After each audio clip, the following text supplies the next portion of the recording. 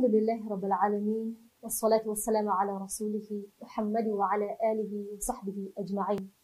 أما بعد، أعوذ بالله من الشيطان الرجيم. بسم الله الرحمن الرحيم. لا تأكلوا أموالكم بينكم بالباطل.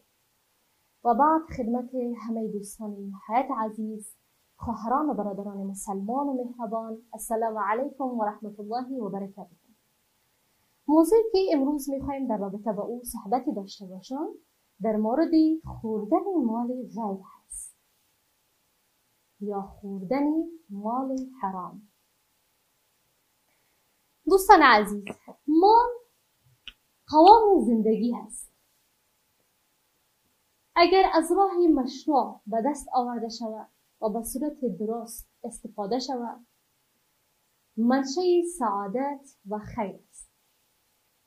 و اگر از راه نادرست و غیر مشروع به دست آورده شود و به صورت غیر صحیح به کار برده شود، سبب هلاکت و نابودی انسان است. هلاکت و نابودی وجود انسان، روحی و جسمی، هلاکت اهل و عیال و بالاخره هلاکت و نابودی دنیا و آخرت. خوردن مال حرام از جمله گناهان کبیره است. رسول الله صلی الله علیه و سلم می‌فرماید هر گوشتی که از تغذیه حرام با وجود آمده باشه، آتش جهنم به او سزاوارتر است، یعنی مستحق آتش جهنم است. الله اکبر.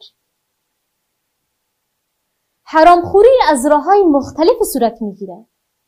از جمله چند راه را بیان میکنم و البته نیاز است که در هر مسئله‌ای که ما به او اشاره میکنم باید مفصلا صحبت کنیم، اما چون که فرصت برنامه کم است و دوستان ما تقاضا میکنن که فرصت برنامه های ما کمتر باشه به خاطر کمبود دسترسیشان به اینترنت، از اون لحاظ ما در هر مسئله‌ای که صحبت میکنیم اول به طور کلی و عام بیان میکنیم و بعد ان شاء الله نظر به فرصت در هر مسئله ما بحث مفصل هم خواهد داشتیم. راه‌های حرامخوری: اول غصب زمین. هرگاه خوف و ترس الله متعال از قلب انسان کاملا بیرون شد و از بین رفت، پس او به توان و قدرت مبدل میشه که او شخص بر دیگران ظلم و ستم کنه.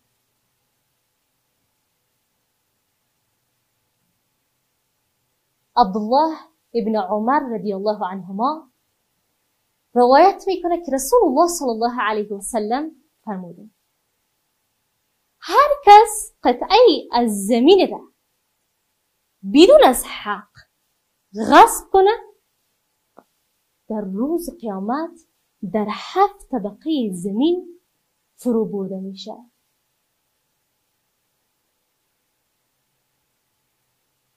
متوجه باشید خواهران و برادران مسلمان، رسول الله صلی الله علیه و سلم نگفته که هر کسی که یک جریب زمین را غصب کنه و یا ای که صدها جریب زمین را غصب کنه، هزاران جریب زمین را غصب کنه. نه، هر کسی که یک قطعه از زمین را غصب کنه که ولو که یک بلست باشه، در روز قیامت جزای غصب بدون از حق یک بلست زمین فرو بردن او شخص در 7 طبقه زمین است. اما بدبختانه که بسیاری ها هستند در میان همین مسلمان ها که به صدها جریب زمین را غصب کردن اما پروایی ندارن و کاملا در مقابل احکام الهی بی‌تفاوت هستند و برای غصب زمین از راه‌های مختلف حرام دیگری هم استفاده کردند، از جمله دزدی، قتل. راه دیگری حرامخوری رشوت خوردن و رشوت دادن است. یک چیز عام که امروزه به یک عمل عام تبدیل شده در میان مردم. رشوت دادن برای از بین بردن حق و اجرای باطل. الله سبحانه و تعالی در این مورد صراحتا واضح بیان میکنه و میفرماید ولا تأكلوا اموالكم بينكم بالباطل. مالهایتان را، اموالتان را در بینتان به ناحق مخورید. و تدلوا بها الى الحكام لتأكلوا فريقا من اموال الناس بالإثم وانتم تعلمون. و بر رشوه دادن یعنی پیش کردن، پیشکش به طرف حکام، به طرف رئیسان، به طرف صاحبان امور از روی گناه و آگاهانه. بخشی از اموال مردم را میخورن و به خود میگیرن به ناحق. الله متعال منع میکنه لا تأکلوا، مخورید، این کار را انجام ندهید. حدیثی از رسول الله صلی الله علیه و سلم است که میفرماید از آیات قرآن عظیمشان همچنان نتیجه میگیریم که کسی که رشوت میگیره و رشوت میدهه به ناحق هر دو مورد عذاب الهی واقع میشه. و پیامبر صلی الله علیه و سلم هم به همین شکل بیان میکنه لعن الله الراشی والمرتشی. الله متعال لعنت کند رشوت دهنده و رشوت گیرنده. پس یک نوع رشوتی هم وجود داره که دیگر او شخص به خاطر به دست آوردن حق خود هیچ راه دیگری را نداره بجز از این که به طرف مقابل یا به صاحب کار و یا به امو حاکم و رئیس رشوت بدهه و او ازش رشوت طلب میکنه و این به خاطر به دست آوردن حق خود رشوت میده. پس این جمله اشخاص در تحت آیات قرآن عظیمشان و حدیث رسول الله صلی الله علیه و سلم شامل نیستند. راه دیگری حرامخواری سرقت است، دزدی، چه عمل زشت و نامردانه. الله سبحانه و تعالی میفرماید السارق والسارقة فاقطعوا أيديهما جزاء بما كسبا. چی جزای ذلیل و خواری که الله سبحانه و تعالی برایشان تعیین کرده. مرد دزد و زن دزد دستهایشان باید قطع شود، دستشان قطع شود به سبب آنچه که کسب میکنند، به سبب آنچه که دزدی میکنند، به ناحق اموال مردمان را به خود اختیار میکنند و بزرگترین گناه و ذلت و خواری هست که مرتکب میشن.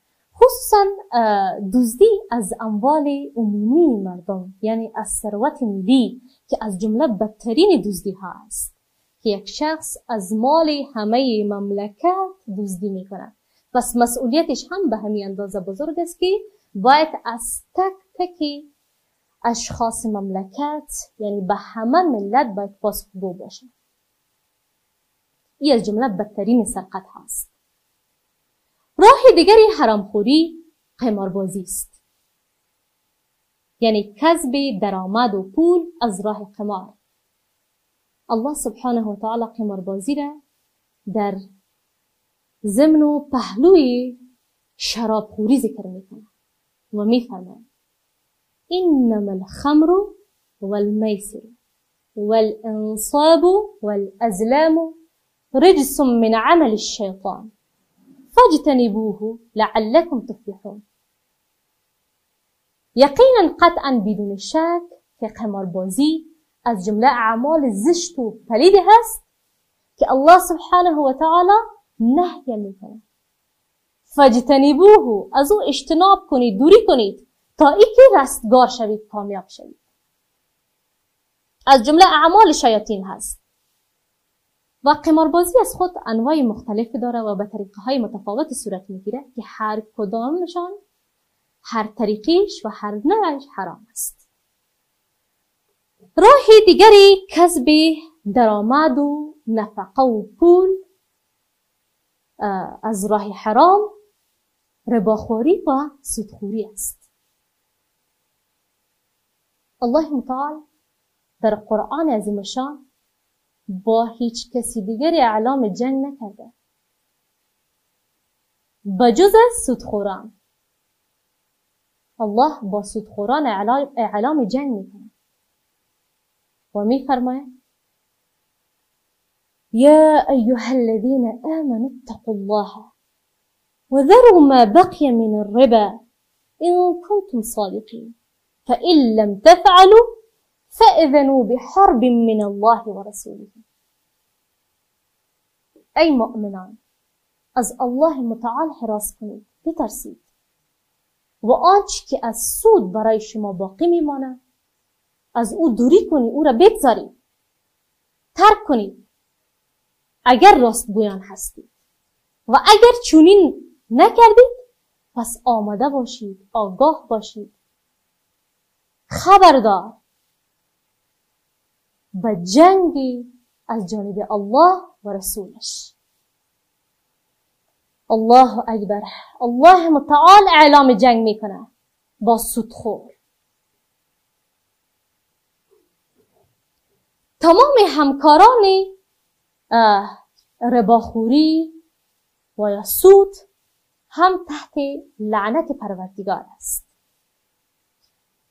رسول الله صلی الله علیه و سلم میفرماید الله متعال رباخوار، ربا دهنده، نویسنده سود و یا ربا، شاهدان و گواهان ربا را مورد لعنت خود قرار میده.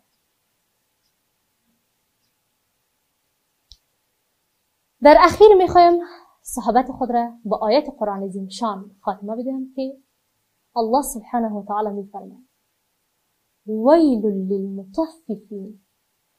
ویل هست، گودالی از گودالهای جهنم است، عذاب هست. وای با حالت کسانی که از حقوق مردم میکاهند، کم میکنند و در حق خود اضافه میکنند. و آخر دعوانا ان الحمد لله رب العالمين.